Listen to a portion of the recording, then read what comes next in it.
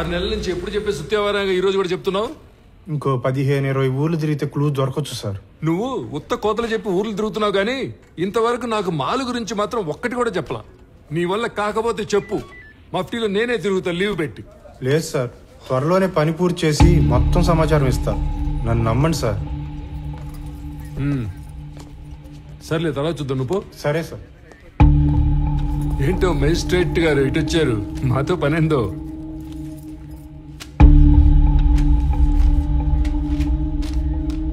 అరే, ఇది missing case. మాయ్, నువ్వేనా మాలి అంటే? అదే టన్నులు ఉత్తరాలు రాస్తుంటావు. ఇంకా ఈ కేసులో ఆచూకీలు ఏం దొరకలేదు, దొరకగానే చెప్తాను. ఇక పోండి.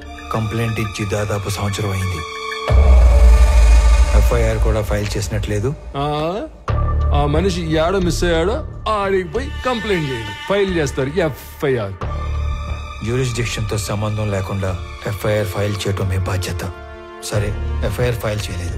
ఇచ్చిన కంప్లైంట్ మీద ఏం ప్రోగ్రెస్ సాధించారు? అల్లో ఏందమ్మా సాధించేదా? ఏంది ప్రోగ్రెస్లు, అటెండెన్స్లు నేను నా పైనకే చెప్పను. ఓ అడగటానికి వచ్చాడు పెద్ద.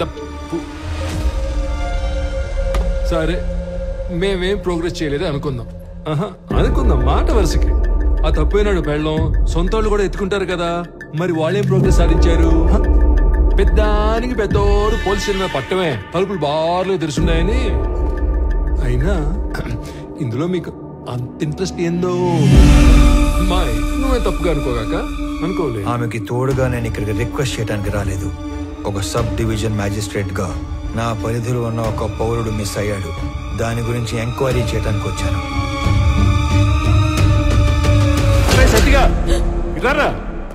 సార్, వాడెవడో సురేంద్ర అంట, ఊరంతా తప్పులు చేసి పారిపోయాడని వేరే ఎవరితోనైనా చీటింగ్ కేసు పెట్టించు. Okay sir. కావాలని కనుమరుగైనట్టు రిపోర్ట్ రాసి వాడి కేసు క్లోజ్ చేయి. ప్రతి ఓడికి జవాబు చెప్పాలంటే దేవుడు రోజుకి 48 గంటలు ఇచ్చినా సరిపో. పండి పండి, మేము భోజనాలు పెట్టాం ఇక్కడ. దీని అన్న జీవితం ఎవడెవడో రావటం, అడ్డమైనవన్నీ అడగటం, ఏందో ఇది.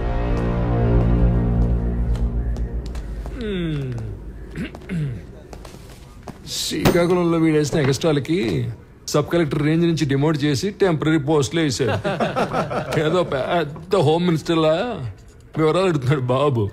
అదేదో మనం ఓరకనే కూర్చొని ఆలోచన చెప్పుకుంటున్నట్టు కటింగ్ ఇస్తున్నాడు. ఏంది సార్? మళ్ళీ వచ్చావేంది? ఏదో రాంగ్ కేసు పెట్టి కేసు క్లోజ్ చేద్దాం అనుకుంటున్నావేమో. చీటింగ్ కేసు కాదు ఇది, మిస్సింగ్ కేసు అని నేనే ట్రేస్ చేసి అఫీషియల్ గా నీ చేతే ఇన్వెస్టిగేట్ చేయిస్తా. నువ్వు ఈ స్టేషన్ లో ఛార్జ్ తీసుకున్న తర్వాత 2 లాకప్ డెత్లు జరిగాయి. నిన్ను ఎంక్వైరీ పేరుతో 3 పూట్ల నా ఆఫీస్ చుట్టూ తిప్పి 3 ఏళ్ళు ఇంట్లో కూర్చోబెడతాను.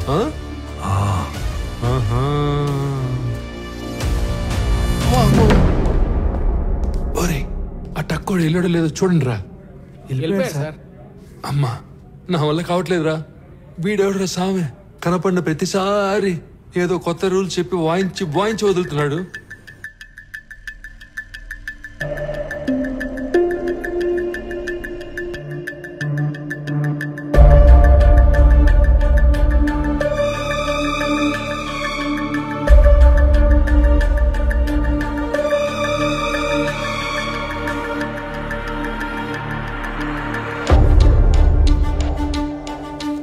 ఇతనే వర్మ.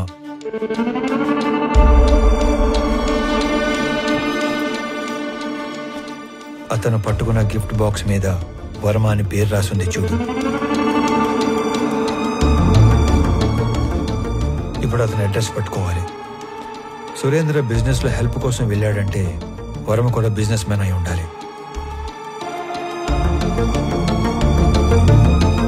ఓకే, మీ ఇంట్లో పాత క్యాలెండర్లు, డైరీలు ఉంటే తీసుకుని రా.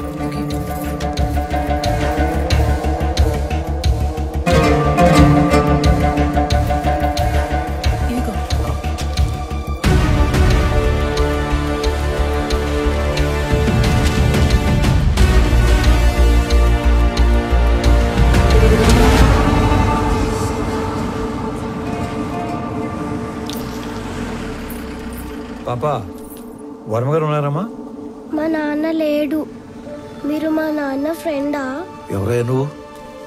ఇక్కడేం పని?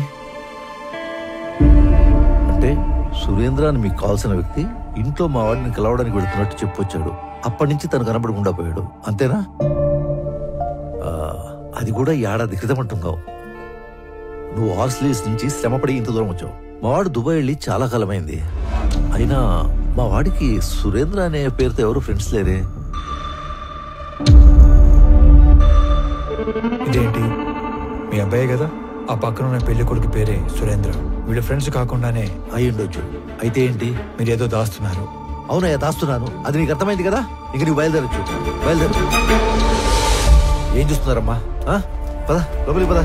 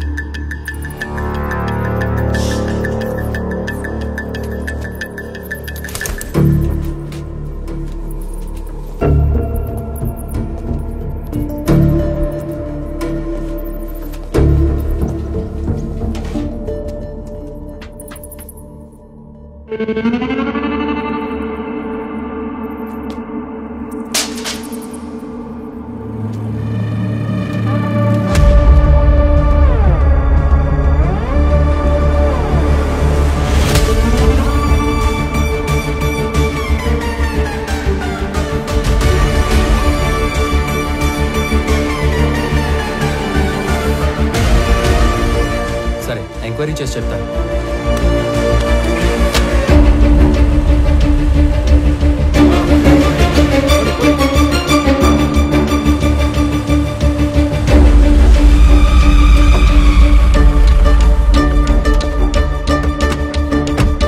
నమస్తే సార్. నమస్తే సార్. మీరు అడిగిన డీటెయిల్స్ ఇందులో ఉన్నాయి సార్. ఓకే, ఒక 2 minutes. ఇటు వచ్చి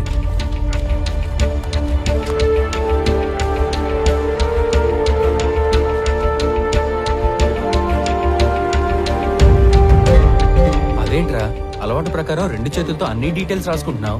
వీటితో పని ఉంది. సరిగా రాఘవ, అక్కడ ఉన్న వాళ్ళలో నీకు ఎవరి మీద ఎక్కువ నమ్మకం ఉందో అతని పిలువు. శ్రీధర్ సార్, మీరు ఐడెంటిఫై చేసినట్లే పోయిన సంవత్సరం మేలో 10 నుంచి 11 కంటైనర్ల గ్రానైట్ ఈ రూట్ లో వెళ్ళినట్టు మన చెక్ పోస్ట్ లో ఎంట్రీస్ ఉన్నాయి సార్.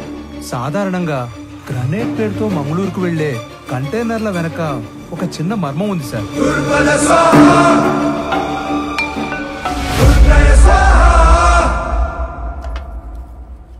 పెద్దమ్మా, చిన్నోడికి ఆవుపాలు అడిగినావుగా, ఇగో. అరే అనంతు, వేడివేడిగా ఉంది, తిందుగందా? లేదులే అన్నా, అర్జెంట్ గా పోవాలా.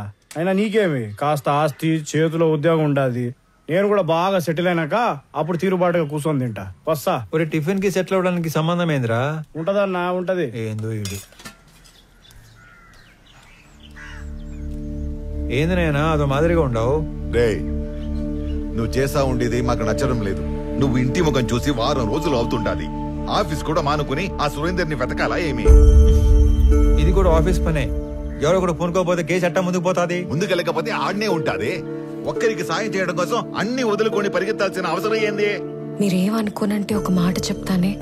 మీరేం చేసినా 10 మందికి ఉపయోగపడే పనే చేస్తారు. కానీ ఈ విషయంలో మీరు ఒకరి పని కోసం ఎక్కడో తిరుగుతుంటే మిమ్మల్ని మెచ్చించనవే తప్పుగా మాట్లాడతారు. బావగారు 4 రోజులుగా నిద్రపోలేదు అల్లుడు గారు. అమ్మాయి కూడా మీ గురించి ఒకటే దిగులు. మహాలక్ష్మి, నువ్వు కూడా చెప్పేది ఏదైనా ఉందా? ఏం లేదు.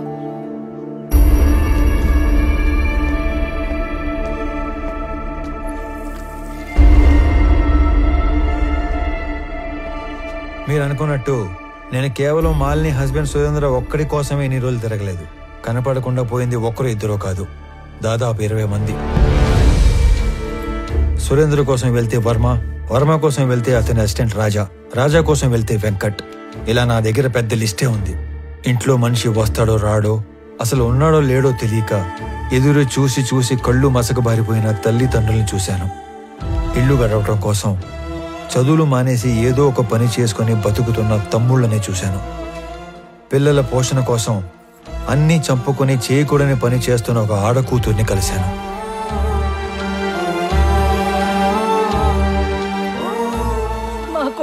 మాకు ఆధారం. వాడిని వెతకడానికి వెళ్ళే ఇలా కాలు పోగొట్టుకున్నాడు. అది మాత్రమే కాదు, ఈ 20-25 మంది గల్లంత అవడానికి మన జిల్లాకు పట్టిన పెద్దమ్మారి దరిద్రం ఎర్రచందనం కొయ్యాల స్మగ్లింగ్ కారణం అయి ఉంటాదని నాకు ఆధారాలు దొరికాయి. అందుకే ఇదంతా చేయాల్సి వచ్చినది. నేను ఒక వారం రోజులు కనపడకపోతేనే ఇంత బాధపడుతున్నారు. ఆ 20 మంది ఇళ్లలో కొన్ని నెలలుగా వాళ్ళు ఎంత బాధపడి ఉంటారు. భర్త కోసం భార్య, కొడుకు కోసం ఒక తల్లి తండ్రి, తండ్రి కోసం కొడుకు కూతురు కొన్ని నెలలుగా ఎదురు చూస్తున్నారు. వాళ్ళ కోసమే ఇదంతా చేస్తున్నాను. నేను కలెక్ట్ చేసిన డీటెయిల్స్ అన్ని పోలీసులకి ఇచ్చేస్తున్నాను. వాళ్ళే డీల్ చేస్తారు. ఇక నేనేమి ఇన్వాల్వ్ అవును. ఓకేనా? వెళ్ళొస్తాను నాన్న. సరే. నేను చెప్పింది నీకు కాదు, బొడ్డోడికి.